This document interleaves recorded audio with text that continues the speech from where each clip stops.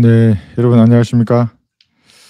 저에게 전화가 이제 옵니다. 오늘 울산에서도 전화가 왔고, 네, 이제 구원받기를 간절히 원했는데 하나님에 대해서 알고 싶다고 하시는 어떤 분이 계셨습니다. 요즘 계속 하나님에 대해서 알고 싶다고 그런 마음을 품고 있었는데 자기 우편함에 우리 지금 그 북계 성경하고 똑똑똑 전도지, 그다음에 초콜릿인가 사탕 이렇게 같이 들어있는 것을 보고 반갑게 그것을 빼가지고 읽었답니다. 읽고 제게 전화를 했습니다. 그래서 제가 다시 복음을 전하고 기도하고 다시 이제 그 찰리와 개미 그 만화 영상이 있죠, 유튜브에. 다시 제가 전송을 해줬습니다. 그래서 쉽게 복음을 전했는데 우리가 뿌리는 이 말씀의 씨앗들은 결코 헛되이 들어오지 않습니다. 어디에선가 누군가는 기다리고 있습니다. 여러분이 복음을 전하기를, 전도지를 나눠주기를 기다리고 있는 것입니다. 그래서 바로 내 눈앞에서 어떤 그 씨 뿌린 결과가 제가 보지 못하더라도 하나님께서는 거두십니다. 그래서 다른 사람을 통해 거두기도 하시고 시간이 지나서 거두기도 하시고 그러기 때문에 기쁨으로 단을 가지고 돌아옵니다. 언젠가는 그 단을 거둘 것입니다. 그리스도 심판석에서는 여러분이 뿌린 그 전도지 한 장, 당신의 죄가 예수님의 피로 용서되었다고 말하는 그 성경적인 말 한마디가 상을 받는 것들입니다. 얼마나 많은 마귀의 자식들이 지금 이 나라의 교계를 장악하고 있습니까? 모두가 행위 구원론자들입니다. 거의 90% 이상입니다. 제대로 말씀대로 나누어서 성경을 가르치고 은혜의 복음을 전해서 사람의 혼을 구령해오는 그러한 사람은 너무나도 소수입니다. 그래서 여러분 용기를 잃지 마시고 뭔가 낙담하는 일이 생기고 육신적으로나 혼적으로 어려운 일들 고난 가운데 있을 때에도 박차고 일어나셔서 복음을 전하면 하나님이 기쁨을 주십니다.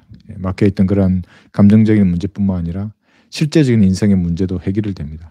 그래서 항상 그리스도인들은 목표를 향해서 가능합니다. 자기가 알고 있는 하나님 주신 그 표들을 향해서 은혜의 복음을 전하면서 전진하는 겁니다. 그러면 세상 전쟁도 마찬가지입니다. 영적인 전쟁도 마찬가지고 그렇게 전진하면 적의 전선이 와해되어 버립니다. 왜 그런지 아십니까, 여러분? 세상의 전쟁에서 적의 진영을 한 곳을 돌파해서 종신 깊이 공격해 나가면 적들은 어디를 방어해야 할 줄은 모르는 겁니다. 그러니까 각각의 대형 목표들이 생기기 때문에 방어한 자는 수많은 곳을 방어해야 합니다. 병력이 분산되어 버리죠. 공자는 오직 한 곳을 향해서 돌격하는 겁니다. 방어전선 다 무너져 버립니다. 그것이 2차 세계대전 때 독일군이 일주일 만에 프랑스를 점령했던 이유입니다. 공격해서 끝없이 적의 종신 깊이 공격해 들어가는 겁니다. 그리스도인도 마찬가지입니다. 은혜의 복음을 알고 있는 그리스도인들은 과거에 무엇이 어쨌다 저쨌다 이런 것에 연연할 필요가 전혀 없습니다. 현재 내가 알고 있는 하나님의 은혜의 복음, 이 진리의 지식을 전파하는 겁니다. 이 악한 세상에.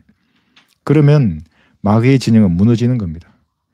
그리스도인들 중에 그런 일을 하면서 돈을 보고 하는 사람이 없지 않습니까? 세상의 명예나 권력을 보고 하는 사람은 없습니다. 우리의 마음은 하늘에 있기 때문에 그것에 보화가 있는 겁니다. 그 보화를 생각하고 또 나에게 베풀어 주신 그 하나님의 사랑에 보답하는 삶을 살겠다. 이러한 마음으로 은혜의 복음을 전하는 겁니다. 내가 값없이 받았기 때문에 값없이 그 사람들에게 은혜의 복음을 전하는 겁니다. 예수님의 피로 당신의 죄가 용서되었다고. 근데 얼마나 많은 마귀의 종들은 그렇게 말합니까? 그게 아니라 회개해야 구원받는다고. 좋은 말이죠. 회개한다는 건 하나님께로 돌아선다는 겁니다. 돌아섰으면 예수 그리스도를 구주로 영접해야 하는 겁니다. 근데 그것은 하지 않고 계속 회개만 강조하는 겁니다. 눈물 콧물 흘리고 오늘 울고 내일도 울고 모레도 울고 그러니까 울다가 지옥에 가는 겁니다. 지옥에 가면 눈물이 끝날 것 같습니까? 그렇지 않습니다. 영원 무궁토록 울부짖는 곳이 지옥인 것입니다. 그만 울고 예수님의 피로 나를 구원해 주신 하나님 앞에 감사를 드리는 겁니다. 감사의 눈물은 괜찮습니다. 갈보리의 피로 나를 구원하셨구나. 하나님 감사합니다. 수많은 행위 구원자들 둘러싸이셔서 오늘도 하여튼 은혜의 복음을 전하시면서 여러분이 쌓은 상급을 기억하시면서 화평 가운데 거해야 합니다. 네, 히브리서 9장을 공부하겠습니다. 어려운 히브리서를 지금까지 잘 따라오셨습니다. 여러 가지 주제를 통해서 제가 사실은 깨고 싶은 목사들이 많이 있습니다. 행위 구원을 주장하는 가짜 목사들이 하도 많아서 정말 낱낱이 그들을 깨고 올바른 진리를 전파하고 싶은데 우선은 히브리서를 끝내고 복음을 전해야겠습니다. 오늘 정말 좋은 날씨였죠. 예, 여러분 어떻게 보내셨습니까? 예. 복음을 전하셨다면 이 좋은 날씨에 한층 아주 의미 있는 일을 하셨습니다. 이 날씨와 함께 잊혀지지 않을 것인데 예, 아직 복음 전하시기가 어려우시면 이 은혜의 복음 전도지, 이 그림 전도지가 있습니다. 이거 보이십니까? 네, 그림 전도지가 있는데 저한테 요청하시면 무료로 나누어 드립니다. 카톡으로 메일 연락을 주시면 주소로 해서 제가 무료로 나누어 드리니까 전도지를 나누어 주는 것으로부터 시작해 보시기를 바랍니다. 그것이 하나님의 사랑에 보답하는 작은 것입니다. 전파하는 겁니다. 은혜의 복음을. 하나님의 피로 사신 복음을 전파하는 겁니다. 그래서 제가 이제 며칠 전에 어디서 전화가 온 겁니다. 전화가 왔습니다. 전화를 받았는데 이분이 저기 중량천에 앉아 계시는데 물을 보면서 하나님을 생각하고 있었답니다. 그런데 이제 어떤 자매님 한 분이 나눠주신 그 작은 전도지 이제 그것을 보고 제게 전화를 하셨습니다. 그래서 다음날 결국 제가 이제 다시 통화를 해서 예수를 영접하게 되었는데 그렇게 전도지를 나누어 주는 그 작은 일 하나가 어찌 보면 아무런 일도 일어나지 않을 듯하게 보입니다. 뭐 전도지 나눠주는 게 뭐 큰 대수냐 이렇게 생각할지 모르지만 그렇지 않습니다. 이 그림 전도지에는 사람의 혼이 구원받을 수 있는 날카로운 하나님의 그 말씀이 이 그대로 적혀 있습니다. 그림이 있기 때문에 이해도 쉽습니다. 노력하지 않아도 쉽게 이해할 수 있습니다. 그 이해하는 순간에 말씀의 검이 그들에게 작용하는 겁니다. 그래서 이 몸과 혼이 붙어 있는 것을 찔러 가릅니다. 간주로 골수를 찔러 갈라서 죽어 있는 영을 살리는 겁니다. 그 사람의 혼은. 그래서 그 작은 일들을 여러분도 혹시 아직 시작하지 않으신 분들은 시작하셔서 하나님 앞에 기쁨이 되는 일들을 하는 그런 여러분들이 되시기를 바랍니다. 그러면 날씨가 오늘 좋은 날씨인데 구령하는 분에게는 이 날씨가 2배, 3배로 받아들여집니다. 태양의 밝기가 더 밝아 보이는 겁니다. 구령하는 순간에 하나님이 주신 그 은혜를 맛보면. 그러니까 혼의 가치를 아는 분들은 이제 그렇게 하시는 겁니다. 자, 히브리서 9장 공부하겠습니다. 네. 이게 한 3개 문단으로 나뉘는데 오늘 한 2개 정도 이렇게 좀 길지만 공부를 하고 가겠습니다. 자, 9장에는 성막에 대해서 이제 나옵니다. 구약의 성막이 등장합니다. 이것은 이제 성막만 가지고도 몇 시간 공부할 수 있는 분량의 이제 내용을 다룰 수가 있습니다. 그런데 이제 히브리서 내에 이제 들어와 있기 때문에 세부적으로는 다음 기회에 다루기로 하고 대략적인 것만 한번 다뤄보겠습니다. 하늘에 있는 원형이 있습니다. 성막은 하늘 그 자체입니다. 하늘들 자체인데 그 원형의 본을 따서 이 땅에 성막을 만들었습니다. 모세가 하나님께서 지시한 그대로 성막을 만들었습니다. 정말 영적인 그 교훈을 얻기에 정말 많은 주제들이 이 성막에 있습니다. 성막은 이제 동에서 서로 들어갑니다. 죄인이 지성소로 가는 겁니다. 제일 앞에 나와 있는 것이 번제단입니다. 불인 것입니다. 그래서 죄인들은 하나님 앞에 다갔으면 그래서 죽는 것입니다. 심판의 불이 타오르고 있습니다. 네. 그래서 이 심판의 불을 통과하면 이제 물대가 있고 그 안에 성소와 지성소로 이렇게 나누게 됩니다. 뜰이 있고 성소와 지성소 이렇게 나누는 겁니다. 이걸 이제 여러분 다른 성경 공부를 통해서 알고 있을 것입니다. 그래서 이 성소에는 금향단이 고정되어 있고 그 다음에 빵이 있고 12지파를 이렇게 지칭하는 12개의 빵과 그 다음에 금촛대가 있습니다. 일곱 금촛대 이제 성령의 조명을 이렇게 상징하게 되죠. 그러니까 금향단 빵 촛대가 성소에 있고 하나님의 보좌가 있는 지성소에는 언약궤와 이제 자비석이 이렇게 있습니다. 이게 이제 일반적인 구약 성경에 나와 있는 성막의 형태인데 하늘의 원형을 본따서 모세가 이렇게 만들었던 겁니다. 이것을 한번 생각을 하시면서 오늘 히브리서 9장을 이제 한번 같이 읽어 보겠습니다. 9장 1절 한번 펴 보십시오. 네. 자, 9장 1절 보시면 그런즉 첫 언약이 이제 나옵니다. 첫 언약. 그 첫 언약에도 실로 하나님을 섬기는 율례와 세상에 속한 성소가 있었도다 이렇게 말합니다. 여기 이제 모세의 언약이죠. 율법. 이제 동물의 피로 맺은 그 언약을 말합니다. 그 언약에도 하나님을 섬기는 율례와 세상에 관한 성소가 있었도다. 한 성막이 마른데요. 첫째 부분에는 촛대와 상과 철을 넣은 빵이 있었는데 그곳을 성소라 부르고, 두 번째 휘장 뒷부분은 지성소라 불리는 성막인데, 자, 3절 지금 읽었습니다. 자, 여기 4절 이제 읽을 텐데, 이 구절을 가지고 성경의 오류를 지적하는 사람들이 이 4절을 가지고 구약에서 말하는 일반적인 성막과 형태가 다르다, 그래서 성경에 오류가 있다, 이렇게 말하는 학자들이 있습니다. 그러니까 목사들이 만약에 이렇게 성경에 오류가 있구나라고 이것을 수용해 버린다면 그 목사는 뭐가 되겠습니까? 하나님을 대적하는 자가 되는 겁니다. 하나님 위에 권위를 행사하려고 합니다. 왜 성경에 이렇게 기술되어 있는지를 성령님께서 조명해 주시면 알게 됩니다. 그러면 항상 말씀의 권위를 높이는 겁니다. 그게 하나님이 세우신 종이고 또 그리스도인이 원래 그렇게 하는 겁니다. 그런데 이 성경은 오류가 있다. 구약의 일반적인 지성소에는 금향로가 없는데 왜 금향로가 들어왔는가, 이제 이렇게 오류를 걸게 됩니다. 4절 보시면 거기에는 금향로와 전체를 금으로 싼 언약궤가 있고, 지금 지성소를 말하는 겁니다. 그 안에는 만나를 담은 금항아리와 아론의 쌍난 지팡이와 언약의 돌판들이 있었더라. 이렇게 말하면서, 아니 구약에는 지성소 안에 왜 금향로가 들어와 있는가? 없는 금향로가, 언약궤와 자비성만 있어야지, 이제 이렇게 말하면서 성경이 틀렸지 않느냐. 그러면서 성경에 오류가 있는 수많은 구절들을 그 사람들 불러내는 겁니다. 이뿐만 아닙니다. 김대현주 성경이 오류라고 하는 이러한 책들, 그들만의 눈으로 보기에는 오류라고 생각되는 것들을 책으로 만들어서 출판해냅니다. 그런데 가져보십시오. 그 책들이 오류가 있는가, 그 내용들이. 자기들이 그것을 믿고 싶어 하는 것들만 그 사람들은 믿게 되는 것입니다. 이 지성소에 왜 금향로가 있는가, 이제 구약에 보면 사실 그러한 것들이 나와 있습니다. 그들 찾지 못해서 그렇지. 이게 민수기 4장 14절, 16장 46절, 역대하 26장 19절 등에 보면 향로가 등장하는 겁니다. 금향단은 성소에 고정되어 있지만 금향로는 유동적입니다. 향로니까 들고 다니는 겁니다. 지성소에도 들어갈 수 있습니다. 여기 레위기 16장 12절에서 13절 보더라도 대제사장이 금향로를 지성소 안으로 가지고 들어가 있음을 볼 수가 있습니다. 근데 이 구절은 찾지 못하고 성경이 잘못됐다고 말하는 겁니다. 레위기 16장 한번 빼보겠습니다.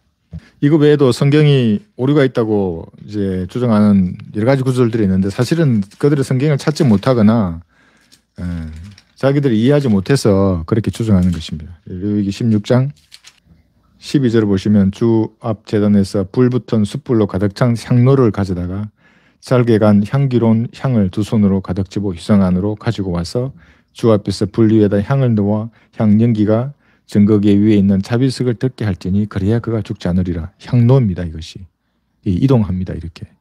이런 것이 대부분입니다. 성경에 오류가 있다고 주장하는 사람들 주장을 살펴보면 구약에 이렇게 인용이 되었는데 신약에 잘못 인용했다라든지, 물론 그런 것들도 있습니다. 그러나 성령께서 어떤 목적을 가지고 구약의 말씀을 시제를 바꾸거나 태를 수동에서 능동태로 바꾸거나 이렇게 할 수 있습니다. 왜냐하면 성경의 저자가 성령님이시기 때문에. 그렇게 하면서 좀 더 말씀 강조하시고자 하는 그 진리를 강조하기 위해서 그런 경우가 있습니다. 잘못된 게 아닙니다. 성경이. 그래서 본문은 대제사장이 지성소에 들어가 있음을 나타내 주는 겁니다. 그러니까 이제 유대인으로 하면 7월 10날에 1년에 한 번 대제사장이 들어가서 백성의 죄를 속하는 겁니다. 그래서 금향로가 지금 지성소 안에 들어가 있다고 본문이 말씀하고 있습니다. 네, 그래서 왜 이제 이렇게 이것을 이제 기술하고 있는가? 대제사장이 1년에 한 번 들어가는 그 속죄를 여기서 기술하고 있는가 하면, 이제 9장 전체, 9장의 후반부에 가면 예수님의 단번 그 속죄가, 한 번 몸을 드린 그 속죄가 구약의 제사장들이 드렸던 그 속죄보다도 우월하다는 것을 나타내 주고 있습니다. 그렇기 때문에 지금 여기가 1년에 한 번 대제사장이 지성소 안으로 들어간 것을 묘사하고 있는 겁니다. 그 다음에 5절 보시면, 또 그 위에는 자비석을 덮는 영광의 그룹들이 있었는데 이것들에 관해서는 지금 낱낱이 말할 수 없노라 그럽니다. 아니 왜 좀 낱낱이 기록해 주시지 왜 낱낱이 말할 수 없겠습니까? 셋째 하늘에 있는 그 영광의 그룹에 관해서는 낱낱이 기록할 수 없다고 합니다. 물론 이제 이것은 나중에 요한에 의해서 계시록 4, 5장에서 좀 더 구체화되기는 합니다만, 인간들이 오해를 하기 때문에 그렇습니다. 왜냐하면 하늘나라에 있는 그 선한 것들이 인간을 통하게 되면 왜곡하고 곡해됩니다. 왜냐하면 인간은 타락에 있기 때문에. 그래서 사도 바울도 마찬가지입니다. 셋째 하늘에 다녀왔는데 예, 이 고린도후서 여기 12장 보겠습니다. 다녀왔는데 거기서 본 것들을 말하지 말라고 합니다. 이제 말하는 것이 금지되어 있습니다. 고린도후서 여기 12장에 보시면 3, 4절에 그러니까 왜 그럴까요? 예, 왜 셋째 하늘에 대해서 성경에 낱낱이 기록하면 좋을 텐데 내가 하는 나라에 가면 이럴 것이다. 더 구차 쓰면 좋을 텐데 왜 낱낱이 말할 수 없게 하고 또 사도 바울 같이 보고 온 것을 기록하지 못하게 했을까요? 여기 고린도후서 12장 3, 4절에 내가 이런 사람을 아노라 그럽니다. 이제 이거 한번 잘 보십시오. 표현이 좀 똑똑합니다. 그가 몸 안에 있었는지 몸 밖에 있었는지 나는 말할 수 없지만 하나님께서는 아시느니라. 그가 낙원으로 끌려 올라가서 말로 다 설명할 수 없는 말을 들었는데 그것은 사람들에게 말하도록 허락되지 않은 것이로다. 바울의 몸 안에 또 다른 몸이 있습니다. 그게 뭐냐면 혼입니다. 그 사람의 실제입니다. 진짜 실체가 지금 몸을 입고 있는 겁니다. 그러니까 그가라고 이렇게 3인칭으로 바울은 지금 표현하고 있습니다. 낙원으로 갔다가 왔습니다. 셋째 하늘 낙원에. 너무나 좋았겠죠. 인간의 필설로 표현하기에는 부족한 무언가가 있었던 겁니다. 바울은. 그러니까 사도행전 14장에서 셋째 하늘을 보고 온 사도 바울은 루스드라 성읍에서 자기가 돌로 맞아서 이제 죽으니까 사람들이 성 밖에 버립니다. 그러다가 다시 혼이 돌아왔습니다. 이때 갔다 온 겁니다. 지금 셋째 하늘에. 그러니까 일어나서 다시 그 성읍 안으로 들어간 겁니다. 이 세상이 너무나 싫은 겁니다. 셋째 하늘에 너무나 가고 싶은 겁니다. 그런데 하나님은 여기서 본 것을 말하지 말라고 금지합니다. 왜냐하면 보이지 않습니까? 이 인간의 본성들이 여기에서 말하는 것을 또 기록하면 다 이해하지도 못할 뿐더러 왜곡할 부분이 있기 때문에 그렇습니다. 그러면 유튜브에 나와서 자기가 하늘나라 갔다 와서 무슨 보석을 보았느니 천사를 보았느니 이 땅에서 아멘 하면 거기서 무슨 금이 커지 하나 생기고 또 헌금을 이렇게 하면 하늘 집이 어떻게 되고 전부 거짓말들입니다. 지가 셋째 하늘을 어떻게 합니까? 셋째 하늘과 둘째 하늘 사이에 있는 거대한 물청이 있습니다. 마치 성소와 지성소를 나누던 그 휘상같이 어떤 인간도 그 물청을 통과할 수 없습니다. 어떤 우주선도 통과할 수 없는 겁니다. 그 물청을. 그러니까 나는 길이요 할 때 그 길이 나와 있습니다. 그리스도인들만이 예수님의 피로 구원받은 우리는 그 길을 들어갈 수 있습니다. 또 다시 내려올 겁니다. 그 길을 재림할 때. 그러나 낱낱이 기록하는 것이 금지되어 있습니다. 선한 것을 왜곡하는 그 인간의 타락한 본성 때문에 그랬습니다. 유튜브 목사들이 나와서 천국 간증을 한다 그러면 이 얘는 사기꾼이구나 이렇게 보시면 됩니다. 지옥 간증을 한다는 목사들도 마찬가지입니다. 얘는 사기꾼이구나. 지가 뭔데 지옥에서 내려갔다 지 마음대로 다시 올라옵니까? 지옥의 열쇠는 예수님이 가지셨는데 너무나 성경을 모르는 자이고 자기가 마음이 부패하거나 타락해 있으면 그런 간증에 기가 솔깃해지는 겁니다. 성경을 펴보면 될 텐데 하늘나라가 어떤 곳인지 어떤 보석이 있는지 이게 다 나와 있습니다. 치수도 나와 있고 보면 될 텐데 성경은 보지 않고 인간의 말에 귀를 기울이는 겁니다. 그럼 그 목사는 결국 뭐로 이어지는가? 헌신을 강요하거나 자기 교회에 출석 또는 헌금을 강요하게 됩니다. 모든 게 돈과 연결됩니다. 종교 사기꾼들은. 그러니까 그 사람이 비성경적이다 그러면 돈과 관련돼 있는 것만 봐도 됩니다. 그 사람의 목적은 돈 버는 것이고 이 땅에서 이 권력이라는 것이 세상 권력만이 아니라 종교적인 권력도 포함됩니다. 그것을 원해서 그 인간이 거짓말을 하고 있는 것입니다. 이런 자들에게 참으로 이 보존된 말씀을 통해서 나온 진리를 말해주기 싫습니다. 왜냐하면 말해주면 이 인간들이 자기 돈벌이에 쓰는 겁니다.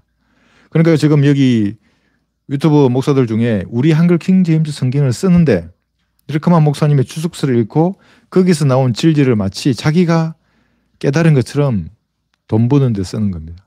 그래서 정말 잘 정리해 주기가 싫습니다. 정리하면 이 인간들은 또 거기에 쓰는 겁니다. 거기다 방언을 덧붙이고 휴구를 덧붙여서 자기가 무슨 권위를 가지고 있는 양 하는 겁니다. 돈 내라 그러고 교인들에게. 도둑놈들입니다. 그런 인간들은. 마태복음 7장 6절 한번 보겠습니다. 그런 도둑놈들에게 속지 마십시오. 하늘나라 궁금하시면 성경을 펴서 보십시오. 지옥이 궁금하면 성경을 펴서 보시면 됩니다. 그래서 왜 사람들이 진리를 찾지 못하는가? 우리가 지금 사역을 시작한 지 25년이 지났는데 왜 아직도 이 성경 하나 모르는가? 왜 그러겠습니까? 마음에 딴 생각이 있기 때문에 하나님께서 깨닫게 해주지 않으십니다. 마태복음 7장 6절에 보시면 거룩한 것을 개들에게 주지 말고 너희의 진주를 돼지들 앞에 던지지 말라. 그들이 그것들을 발로 밟고 다시 돌아서서 너희를 찢을까 함이라. 결국 성도들의 혼을 파괴합니다. 다 찢어버립니다. 그 사람이 르코마 목사님의 이 진리에 관계된 것을 50%하고 나머지 50%는 이단 교리를 섞는 겁니다. 이단 교리를 섞게 되면 반드시 인간에게 권위를 두게 됩니다. 예, 우리 교회가 신부교회라고 그러고, 예, 우리만 휴거된다 그러고 우리 교회에, 네. 그러면서 자기 말을 들으면 뭔가 대단한 것을 깨달은 것처럼 말하게 되는 겁니다. 속으면 안 되십니다. 이 거짓 지금 선지자들에 대한 경고입니다. 물론 받을 만한 사람들에게 진리를 가르쳐 주자, 그런 인간들에게는 전하지 말자, 이런 의미로도 쓸 수 있지만 거짓 선지자들에 대한 경고입니다. 개들에게 주지 말고 진주를 돼지들 앞에 던지지 말라. 정말 던지고 싶지 않은 목사들이 많이 있습니다. 목사라고 하는 자가 믿음으로 어떻게 구원받는지를 모른다. 목사 아닙니다, 여러분. 자기 교회에 다니면서 은혜를 잘 받고 있는데, 성장하고 있는데 왜 영적 기도를 시키느냐, 이렇게 따지는 목사가 있습니다. 그게 목사입니까, 여러분? 자기가 은혜의 복음을 전하지 않은 것에 대해서 회개하기는커녕 그렇게 복음을 전하는 우리 성경들을 믿는 사람을 오히려 비난하려고 하고 나한테 항의하려고 전화를 한 겁니다. 정신 나간 머저리와 같은 목사입니다. 그렇지 않습니까, 여러분? 예수님의 피로 그 아이가 죄가 용서되었는데, 그 초등학생인데 지옥에 간다는데 자기가 구원의 확신이 없고 지옥에 갈 것 같다고 하는데, 예수님의 피로 너희 죄가 용서되었다고, 이 사실을 믿으면 내가 영원한 생명을 얻는다고, 나와 같이 기도하자. 이게 얼마나 성경적인 기도입니까? 그런데 돼지와 개와 같은 그런 거짓 선지자들은 그렇게 은혜의 복음을 전하는 사람들에게 이를 가는 것입니다. 마치 예수님이 이 땅에 내려오셨을 때 이를 갈고 그를 십자가에 못 박았듯이 지금도 그럽니다. 우리에게 이를 가는 겁니다. 은혜의 복음을 전하는 사람들에게. 아무것도 바라지 않고 이 복음을 전하는데. 그래서 여러분들은 이런 거짓 선지자들, 개, 돼지와 같은 사람들에게는 속지 말아야 합니다. 그래서 6절 계속 이어서 보겠습니다. 이제 이런 것들이 그렇게 마련되어 있어서 제사장들이 언제나 첫째 성막 안으로 들어가서 하나님께 예배하는 일을 수행하나, 자, 둘째 성막은 7절입니다. 대제사장이 1년에 한 번 들어가는 겁니다. 유대력으로 7월 10일이라고 그랬죠. 혼자 들어갑니다. 대제사장이 동물의 피로 이제 속죄를 겁니다. 이제 이 혼자 들어가되 이 상황이 아까 4절에 말한 그 내용입니다. 금 향로를 들고 지성소에 들어갔던 것입니다. 그러니까 성경이 잘못된 게 아닙니다. 그것은 피 없이는 들어가지 아니했으니, 피 없이 들어가지 못합니다. 이 피는 자기 자신과 백성들의 잘못들을 위해서 드렸던 것이라. 이게 인간 제사장의 한계입니다. 자기 자신의 죄와 백성들의 잘못들을 위해서 드려졌던 것입니다. 이제 히브리서 9장 8절에서 보겠습니다. 성령께서 이것을 통해 보여주시는 것은 첫째 성막이 서 있는 동안에도 지성소로 들어가는 길이 아직 나타나지 않았다는 것이라. 그것은 현재를 위한 모형이니 그에 따라 예물들과 희생 제물들을 드려도 양심에 관해서는 섬긴 자를 온전케 할 수 없었도다. 양심을 온전케 할 수 없습니다. 동물의 피는 계속해서 드려야 하는 겁니다. 내가 동물의 피를 오늘 드렸는데 죄를 또 지었어. 또 드려야 합니다. 그 제사를 수행하는 그 행위가 내 죄를 사하는 겁니다. 이 구약은 매년 속죄를 그래서 드리고 죄를 지을 때마다 드리는 겁니다.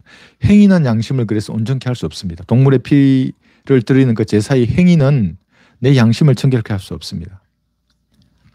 양심을 정결케 할 수 없으면 뭔가 하나님과의 거리낌이 있는 겁니다. 그럼 내가 자유함으로 하나님을 섬길 수가 없습니다.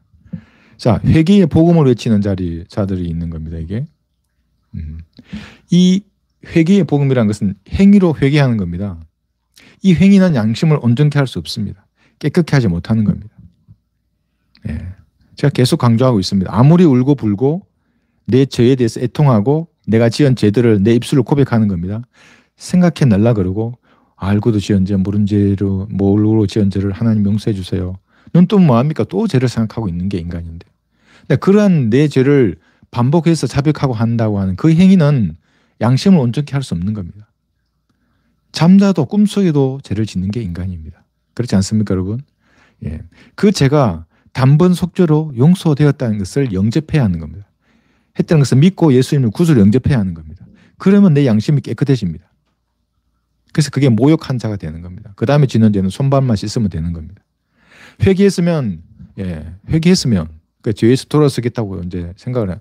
단순히 그런데 회개는 죄에서 돌아서겠다가 아니라 내 존재가 죄인이라는 것을 시인하는 겁니다. 그것이 무슨 죄를 짓고 무슨 조상의 몇 대 손까지 죄를 기억해내서 그걸 자백하는 게 아니라 내가 죄인이고 지옥에 갈 수밖에 없는 그런 존재구나라고 시인하는 겁니다. 그것이 하나님 앞에. 그게 회개입니다. 하나님 앞에 돌아서는 겁니다. 갈보리의 예수 그리스도를 보고 주님의 구주를 영접하면 그렇게 구원이 받는 겁니다.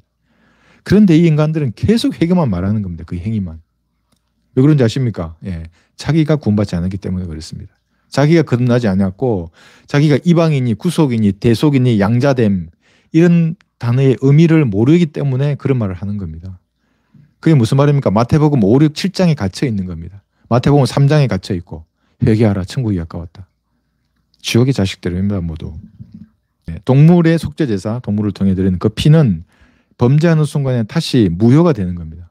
또 뭔가를 해야 합니다. 속죄제를 지내야 하는 겁니다. 이 제사라는 이 행위로는 죄를 씻을 수 없습니다. 그래서 그들은 구원의 확신을 갖지 못합니다. 회개의 복음을 외치는 자들이 여러분 나 구원 받았어. 내 구원이 영원히 보장돼. 그런 사람 보셨습니까? 아무도 없습니다. 끝까지 견뎌야 구원을 받는다고 생각하는 인간들입니다. 자기가 살아있는 동안. 근데 성경에서 말하는 그 끝은 항상 한 세대입니다. 7년. 그때를 끝까지 견뎌야 하라고 하는데 그 인간들은 자기 살아있는 동안에 끝까지 견뎌서 구원을 받으려고 하는 것입니다. 저주 가운데 살아갑니다. 두려움 가운데 살아가는 겁니다. 무엇을 항상 회개해야 되고 무엇을 항상 계명을 지키는 것을 행해야 하기 때문에 항상 행해야 하는 그 저주 가운데 살아가기 때문에 행여 구원받은 사람이 있다고 하더라도 은혜의 복음을 전하지 못합니다. 그들은. 자기가 구원받지 않았는데 어떻게 복음을 전할 수 있겠습니까?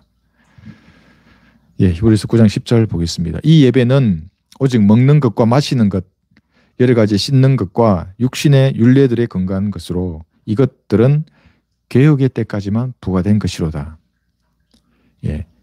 구약에 많은 것들 있습니다. 귀에도 뭐 속죄제, 화목제, 번제, 그 다음에 때 상황에 따라 드리는 정결례 그런 것들이 있는데 이것은 이게 잘 한번 보십시오. 개혁의 때까지만 부과된 것입니다. 이 개혁의 때가 언제인가? 예수님이 초림하셔서 십자가에서 자신을 희생 제물로 드렸던 그때까지입니다. 그 규례들은 이제 하나님은 더 이상 제사를 기뻐하지 않으십니다. 또 그런 제사를 드리려고 그러고 또 어떤 행위를 통해서 하나님 앞에 다가서는 그것을 하나님 기뻐하지 않으시는 겁니다. 그래서 호세아 6장 6절에서 여러분 교회 가면 큰 벽면에 써놓은 거 보셨죠? 나는 자비를 원하고 제사를 원치 아니하느니라. 십자가에 그 갈보리의 피를 통해서 하나님은 자비를 베풀기를 원하시는 겁니다. 그 피를 통해서 구원받으려고 하는 사람, 자비를 얻으려고 하는 사람은 누구에게나 자비를 베풀려고 하는 겁니다. 그런데 인간들은 그거는 받아들이지 않고 자기가 제사를 또 지냅니다. 열심히 회개하려고 하고 교회 열심히 나와서 무슨 계명을 지키려고 그러고 뭐 새벽 예배 나가려고 그러고 목사에게 돈이나 바치려고 그러고 하나님이 거지라서 그 돈 구원받지 않은 자들의 돈을 받으시겠습니까? 거짓 목자를 통해서 하나님이 돈을 주면 여러분 구원해 주시겠습니까? 휴게 해주고. 그래서 여러분 나는 자비를 원하고 제사를 원치 아니하느니라. 자비를 원하십니다. 하나님은. 십자가의 그 희생을 통해서 죄인들을 구원해 주기를 원하시는 겁니다. 그런 자비를 베풀기를 원하시는 겁니다. 마땅히 지옥에 가야 할 자인데 하늘나라를 보내는 게 자비입니다. 이게. 내가 죄를 지었으면 죄에 대한 대가를 받아야 하는데 그 대가를 받지 않게 하는 겁니다. 자비입니다. 자비를 원하십니다. 하나님께서는. 예수님의 단번 속죄로 다시 죄를 사하는 제사가 드려질 필요가 없습니다. 이것은 과거의 그런 어떤 개혁의 때까지 이제 부과된 것들입니다. 근데 천년왕국에서는 지금 개혁의 때가 있었죠. 천년왕국에서는 속죄제가 다시 이제 이 제사가 회복이 되는데 그때의 제사는 구약에서처럼 뭐 속죄라든지 이런 의미가 아니라 기념으로서 그 제사가 다시 회복이 되는 겁니다. 여기 이제 개혁의 때가 있는데 또 다른 때가 있습니다. 새롭게 되는 때가 있습니다. 사도행전 3장을 한번 보겠습니다. 3장 여기 19절에서는 여러분 성경 찾아보십시오. 자기 성경에 이 단어나 문장이 눈에 익어야 합니다. 성경을 좀 자주 찾으시면 좋습니다. 3장 19절에서 그러므로 너희는 회개하고 돌이키라. 그러면 주의 임재하심으로부터 새롭게 되는 때가 올 때 너희 죄들이 지워지리라. 예, 이게 새롭게 되는 때죠. 예, 예수님의 재림을 말하는 겁니다. 그래서 대환란을 통해서 이스라엘의 민족적인 죄들이 지워집니다. 그 민족적으로 구속을 받는 겁니다. 이스라엘이 유일합니다. 다른 민족은 그런 게 없습니다. 오직 유대인만 그렇습니다. 우리는 이방인들은 개인적으로 구속을 받아서 하나님의 교회가 되는 겁니다. 이스라엘은 좀 독특하죠. 네. 여기 사도행전 3장 펴셨는데 21절 보시면 하늘은 만물이 회복될 때까지 만물이 회복됩니다. 회복될 때 이때가 언제입니까? 천년왕국입니다.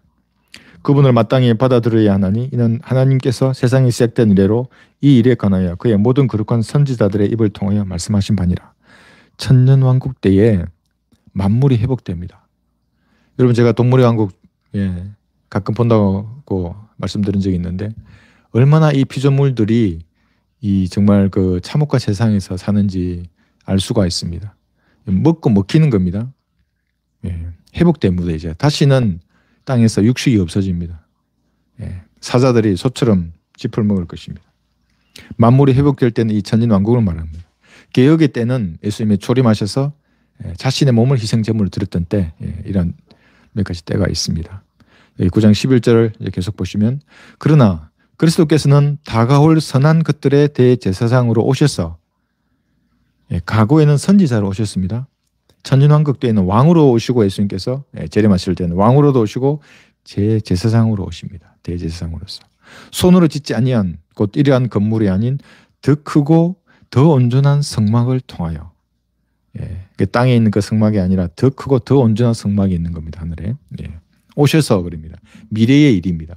현재 물론 대제사장으로서 일하시지만 재림하실 때는 왕으로서 대제사장으로서 이제 일을 할 것입니다. 여기서 오셔서라는 단어가 이제 to come인데 항상 예수님의 재림과 관계 있는 다가올 이 단어는 재림과 관련되어 있는 단어입니다. world to come 그러면 오는 세상, 천년 왕국을 말하는 겁니다. 그래서 마지막 때라고 할 때는 두 가지 의미로 항상 쓰입니다. 교회 시대의 마지막이 있고 대환란 때의 마지막이 있는 겁니다. 오는 세상, 월드 투컴을 바라보는 그때의 대환란의 마지막 때, 이 교회 시대 휴거 직전의 마지막 때 다른 것입니다. 그런데 이것을 또 서로 섞어서 자기가 장사하는 것으로 씁니다. 성도들에게 위협을 주고 겁을 줘가지고 환란 성도들처럼 되어야 한다고 행위로 겁을 주는 겁니다. 어디서 그런 걸 배웠겠습니까? 르크만 목사님의 이 주석서를 보고 대환란 성도에게 적용되는 것을 교회 시대 성도에게 적용해서 두려움을 심어주는 겁니다. 그래서 과거에 단번 속죄로 우리의 혼은 구원받았습니다. 과거에 구원받은 겁니다. 첫 번째 심판을 믿음으로 구원받은 겁니다. 예수님 미래에 오시면 몸의 구속이 이루어집니다. 한번 볼까요? 여기 로마서 보시면 그건 미래의 일이죠. 로마서 8장에서 피조물이 아까 간절히 기다리고 있습니다. 이때를 로마서 8장 21절에 보시면 피조물 자체도 그 썩어짐의 속박으로부터 해방되어 하나님의 자녀의 영광스러운 자유에 이를 것이기 때문이라. 이제 더 이상 동물의 왕국을 볼 수도 없습니다. 그때는 잡아먹지 않기 때문에. 교회 시대나 대환란 시대에만 있는 겁니다. 육식은. 피조물도 그때는 구속됩니다. 예수님 재림하시면. 몸의 구속은 공중에 주님 오실 때 그렇게 될 것이고. 그래서 오셔서 이렇게 단어를 쓰는 겁니다. 미래에. 그래서 유대인들도 민족적으로 대환란 그쯤에서 민족적으로 아까 말씀드린 대로 그러한 구속을 받는 것입니다. 그러면 천년왕국에서 새 언약이 이제 하나님과 맺는 것입니다. 이스라엘 민족이. 이게 뉴 커비넌트라고 지난 시간에 우리가 공부를 했습니다. 이것은 피와 관련이 없는 것이죠. 피와 관련이 있는 것은 뉴 테스트먼트는 갈보리에서 흘리신 그 피를 말하는 겁니다. 히브리서 9장 28절을 보시면 그리스도께서도 많은 사람의 죄들을 담당하시려고 한 번 들어주셨고 과거에 이렇게 들어주신 겁니다. 과거에 들어주실 때 그것이 뉴 테스트먼트였죠. 신약이었습니다. 그때 흘린 피로 맺은 언약. 두 번째는 자기를 바라는 자들을 구원에 이르게 하시려고 죄 없이 나타나시리라. 그래서 천년왕국에는 이제 이스라엘과 새 언약, 뉴 커비넌트를 맺으시는 겁니다. 이것에 대해서는 지난 시간에 많이 강조를 했습니다. 많은 사람들이 모릅니다. 이게 뉴 테스트먼트 신약만 아는 겁니다. 예수님의 죽음과 피로 맺은 이 언약만. 그런데 그렇지 않습니다. 유대인들은 다시 천년왕국에서 하나님과 뉴 커비넌트 이 새 언약을 맺는 겁니다. 그래서 솔로몬 시대의 영광을 다시 회복할 것입니다. 그래서 한 번 드려진 예수님은 두 번째 나타나신다고 이렇게 말씀을 하고 있습니다. 히브리서 9장 여기 11절 그러면 더 크고 더 온전한 성막입니다. 네. 하늘 그 자체입니다. 이것이. 그것이 원형이고 그 모양을 본따서 모세가 만든 것입니다. 9장 여기 23절 보시면 그러므로 하늘들에 있는 것들의 모형들은 그 땅에 있는 모형입니다. 그것이. 이런 것들로 깨끗게 할 필요가 있었으나 그 모형들에서는 동물의 피로 깨끗게 했었습니다. 그런데 이제 문제는 하늘에 있는 것들 그 자체는 그 하늘에 원형인 성막이 있는 겁니다. 이것들보다 더 좋은 희생제물로 해야 하리라. 이는 그리스도께서 실물의 모형인 손으로 만든 성소에 들어가지 아니하시고 바로 그 하늘 자체에 하늘 자체입니다. 들어가셔서 우리를 위하여 하나님 면전에 지금 나타나 계시기 때문이라. 그러니까 하늘 자체가 이 모세가 지은 성막의 원형입니다.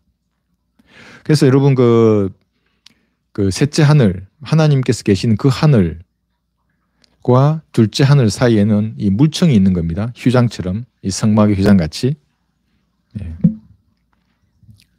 그래서 이제 하늘에 있는 성소에는 땅의 성막에서 드리던 그 희생 제물보다 더 좋은 제물을 드려야 하는데 뭘 드려야 하겠습니까? 땅에서처럼 짐승의 피를 바칠 수는 없습니다. 그거는 그 하나의 모형일 뿐이기 때문에. 그래서 하나님의 피를 바쳤던 겁니다. 하나님의 피로 이 참된 성소에 예수님께서 들어가셨습니다. 그래서 히브리서 9장 12절에서 이렇게 말씀하시는 겁니다. 이건 여러분 잘 알고 계셔야 합니다. 염소와 송아지의 피로 아니하고 이건 이제 땅에 속한 그 성막에서 들었던 피입니다. 그런데 하늘에 있는 그 원형은 이런 피로는 되지 않습니다. 오직 자신의 피로 한 번 성소에 들어가셔서 우리를 위하여 영원한 구속을 이루셨느니라. 그래서 이 말씀에 의해서 회개의 복음을 외치는 모든 횡의 구원자들은 다 이제 영적인 목이 꺾이는 것입니다. 영원한 구속을 이루셨느니라. 이룰 것이다가 아니고 그럼 어떻게 해야 됩니까? 이 사실을 믿으면 죄가 용서되는 겁니다. 구속을 영원히 이루시는 겁니다. 한 번 성소에 들어가심입니다. 단번 속죄를 지금 설명하고 있습니다. 예수님께서는 그 동물의 피로 과거의 대제사장들이 인간 제사장들이 그렇게 속죄 사역을 했듯이 이제는 자신의 피로 그 물청 깊음의 바다를 통과하셔서 하나님의 보좌 앞으로 나아가셨습니다.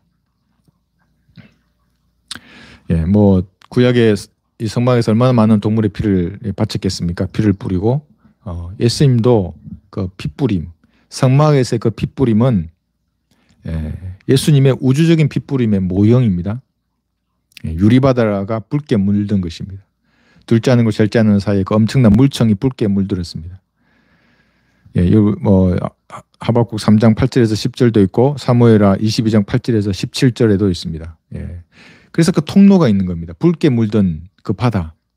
그걸 레드시라고 합니다. 그래서 홍이라고. 이름이 어떻게 그렇게 지었는지 여러분 신기하지 않으십니까? 그 둘째 하늘과 셋째 하늘 사이에 그 바다가 붉게 물들어 있습니다. 그런데 그 바다의 가운데 길이 나와 있는 겁니다. 그 길을 통해 예수님께서 들어가셨고 나오셨다가 다시 올라가셨습니다. 우리가 휴거되면 그 물청에 있는 그 길을 통하여 셋째 하늘에 다시 올라갈 것입니다. 자, 그래서 예수님의 피는 인간의 피가 아닙니다. 우주적인 영원한 피입니다. 그 육체의 생명은 피에 있는데 인간의 피는 그래서 죽으면 제일 먼저 피가 말하는 것입니다. 근데 하나님의 피는 영원한 생명이 있는 그 피입니다. 그 피가 흘려진 것들입니다. 그래서 영원한 건데 그 피의 효력이 인간의 피는 말라버리면 끝이죠. 30분이면 끝입니다. 하나님의 피는 비록 갈보리의 그 십자가에서 피는 말랐었지언정 그 피의 유효함은 영원한 겁니다. 왜냐하면 하나님이 영원한 생명을 가지고 계셨던 하나님의 피이기 때문에.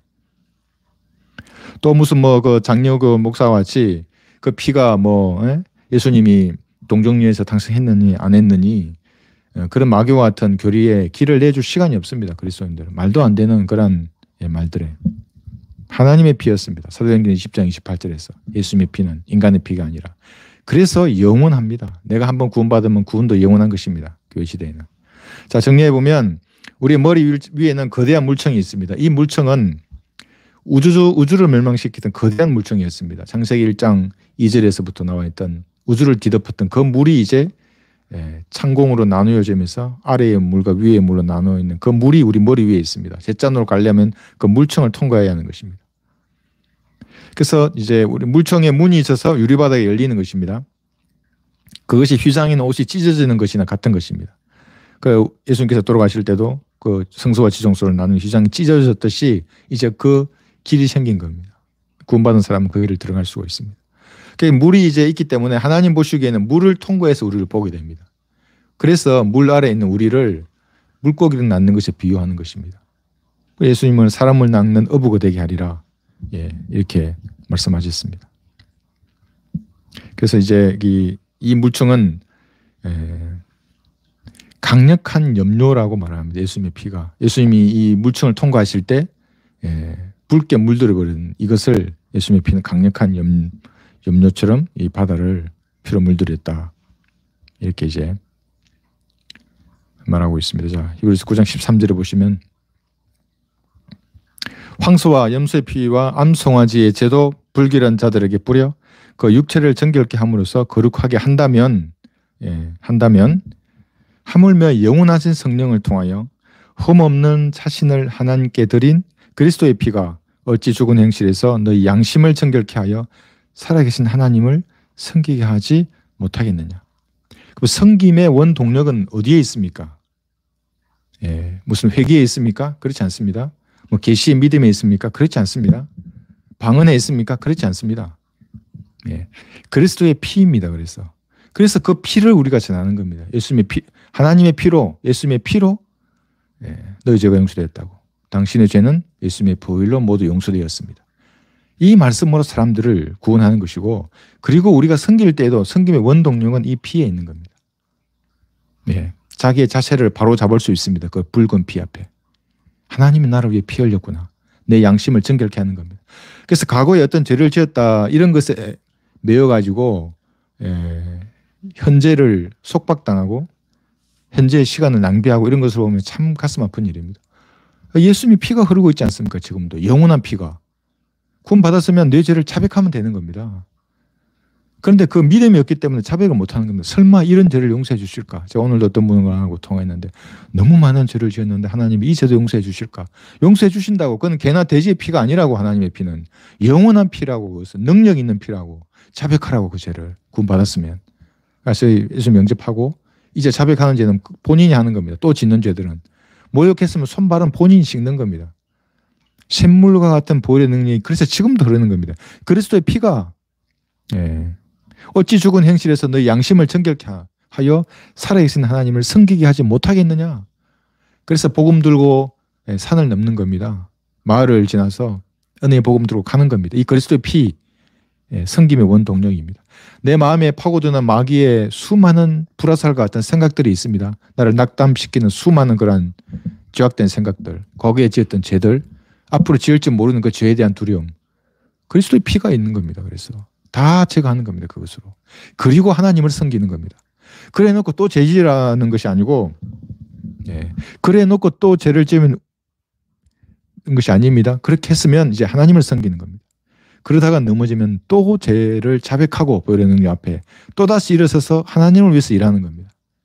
성경대로 은혜의 복음을 전파하고 진리의 지식을 전파하는 겁니다. 내가 아는 가용한 수단을 총동원해서 마귀의 세력과 싸우는 겁니다. 마귀가 이기면 여러분 좋습니까? 마귀의 교리가 승리하는 거 보고도 하나님의 자녀인데 저 인간이 나하고 마음에 맞지 않다고 그래서 하나님의 은혜의 복음을 전파하고 진리의 지식을 전파하는 사람들을 보면 기분이 나쁘십니까? 그 여러분 마귀에게 사로잡혀 있는 겁니다. 마귀의 교리가 강성하면 뭔가 울분이 내 안에서 나오면 이제 뭔가 일을 할 수 있는 겁니다. 저는 너무 이제 좀 제가 자제하려고 합니다. 목사들 전화 오면은 정말 혼을 내주고 소리를 치고 하는데 성경을 그러니까 기록된 말씀을 거부하면서도 목사라고 하니까 제가 그렇게 하는 겁니다. 일반 성도들 같으면 얼마든지 좀 더 제가 인내하면서 할 수 있는데 목사라는 자가 예수님을 영접 기도를 하면서 예수님의 피가 당신의 죄를 용서했기 때문에 이 사실을 믿으시면 구원을 받습니다. 지금 저와 기도하시면 구원 받습니다. 이래 놓고 구릉했는데 자기 교인들에게 그 영접 기도 시켰다고 화내는 거 보면 그 어떻게 그 하나님의 사람입니까? 마귀의 자식이지. 자, 그래서 이 피가 우리가 섬김의 원동력이고, 이 세상에서 그리스도인으로 살아갈 수 있는 원동력이 이 피에 있는 것입니다. 또 내 마음과 생각에 다가오는 그 모든 죄들을 정결케 하는 것이 바로 이 피의 능력이 있습니다. 어떤 죄로부터도 여러분 자유로울 수 있습니다. 그래서 그리스도인, 성경대로 믿는 그리스도인, 하나님의 말씀을 제대로 아는 사람은 자유함이 있고 매일매일 영적으로 성장할 수 있습니다. 인격이 바뀝니다. 이제 이렇게 되면 그것을 핑계로 죄를 짓는 것이 아니라 하나님을 위해서 일하면 더 많은 것으로 하나님께서 깨닫게 하시고 영적으로 성장시켜주시는 겁니다. 그래서 이 피를 우리는 신뢰해야 합니다. 쓰러지면 어떻게 합니까? 마귀는 끝장 내버리려고 합니다. 그래, 너는 이제 포기하고 세상으로 돌아가. 난 대충 섬겨. 잘난 애들에게 다 맡기고. 마귀가 저한테 몇 번 했던 말입니다. 그게 저 잘난 애들에게 사역을 맡기고 너는 가서 사냥이나 하면서 쉬어라고. 저도 말씀드렸습니다. 왜 제가 해야 하나고. 저 잘난 애들에는 시키시지. 그러니까 내가 깨달은 거를 내 방식대로 말하는 겁니다. 여러분도 마찬가지입니다. 내가 깨달은 하나님의 말씀을 나의 방식대로 내 수단과 방법을 동원해서 하나님 일을 하는 것입니다. 그러면 하나님께서 영광을 받으시는 겁니다. 전진할 수 있는 무한한 가능성이 바로 이 피에 있습니다. 영적으로 일어나서 내가 앞으로 나아간다. 내가 목표로 향해서 돌진한다. 이 피에 있는 것입니다. 마귀의 종들은 오늘도 다른 것을 신뢰하게 만듭니다. 그리스도 피가 아니라 내가 방언을 몇 년을 했는데, 내가 교회에서 권사가 장로인데, 내가 교회에서 목사인데, 전부 쓰레기 같은 것들입니다. 그것이. 하나님은 그것이 무슨 상관이 있습니까? 셋째 하늘에 갔는데 나는 목사였습니다. 권사고 장로고 방언을 10년 했습니다. 하나님. 그게 무슨 상관입니까? 하나님하고. 그리스도 피밖에 없습니다. 구원도 피이고 섬김도 그리스도의 피가 동력인 것입니다. 회개를 신뢰하도록 만들고 자신의 회개, 계시의 믿음을 신뢰하게 만들고 성령의 열매를 보려고 합니다. 구원받지도 않은 인간이. 구원받으면 하나님과 정상적인 기도와 말씀으로 교제하면 성령의 열매는 자동으로 드러납니다. 인격이 바뀝니다. 가치관이 바뀌고. 그렇지 않은 상태에서 예수님 영접은 하지 않고 회개를 통해서 이런 열매를 보이려고 하는 겁니다. 그게 누굽니까? 구원받기 전에 고넬료입니다. 그게 고넬료. 구원받기 전에 종교적인 사람. 베드로가 가서 이제 복음을 전해서 구원받은 사람인 겁니다. 그러니까 구원받기 전에도 얼마든지 구원받은 사람처럼 그렇게 할 수 있습니다. 열성적으로 기도할 수 있고 구제할 수 있고 열성을 다할 수 있는 것입니다. 자, 오늘 히브리서 이렇게 9장 14절까지 공부했습니다. 다음 시간에는 여기 9장 15절부터 공부를 하도록 하겠습니다. 네, 함께 성경 공부 참여해 주셔서 감사합니다.